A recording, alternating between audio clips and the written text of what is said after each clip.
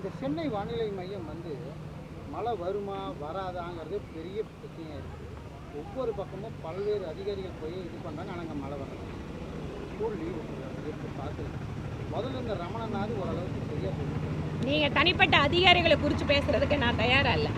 வானிலை மையம் அவர்களுக்கு இருக்கின்ற கருவிகளை வைத்துக்கொண்டு அவர்கள் ஒரு குறிப்பிட்ட ப்ரெடிக்ஷன் கொடுக்குறாங்க.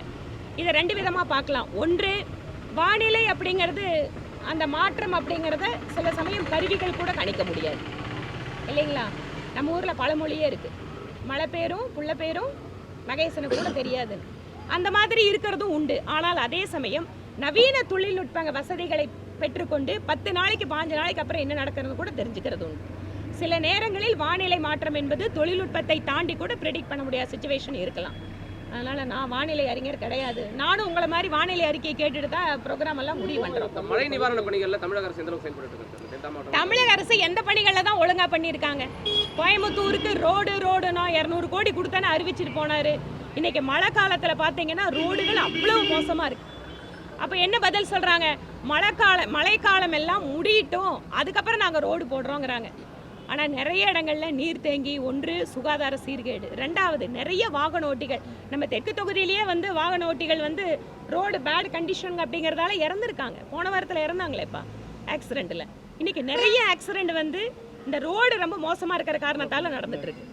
குறிப்பாக அந்த மழை நிவாரண பணிகள் பொறுத்தவரைக்கும் டெல்டா மாவட்டங்களில் மழை பெஞ்சிட்டு இருக்காங்க. 3 நாளாகவே நல்ல கடுமையான மழை. அங்கே இந்த பயிர்கள்லாம் சேதமானதுக்கு நிவாரண தொகை உயர்த்தி வழங்கணும். தமிழக அரசு எந்த அளவுக்கு அவங்களுடைய போயிட்டு இருக்கு? இப்போதான் அந்த கோரிக்கைகள் எல்லாம் கொடுத்துட்டு இருக்காங்க. எவ்வளவு விரைவாக இவங்க செயல்படுத்துறாங்க அப்படிங்கிறத பார்ப்போம். கொஞ்சம் உடல்நிலையில் பின்னடைவு. சென்னையிலையா?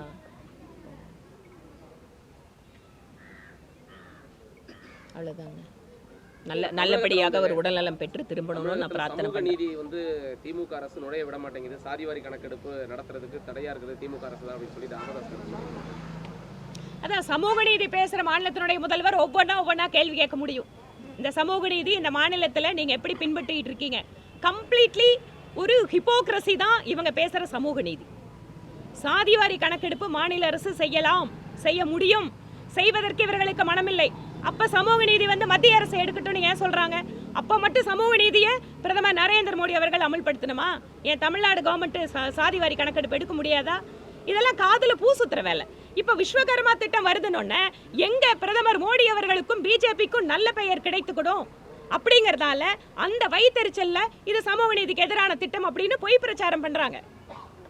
முற்றிலும் சமூக நீதிக்கு எதிரான ஒரு கட்சி இருக்க முடியும் என்றால் அது திராவிட முன்னேற்ற கழகம் தான். அவங்க பேசுறது அத்தனையும் வெறும் பிதற்றல், வெறும் வாய் வார்த்தை ஜாலம் தான். உண்மையான சமூக நீதி அங்க எதுவுமே கிடையாது. நன்றிங்க.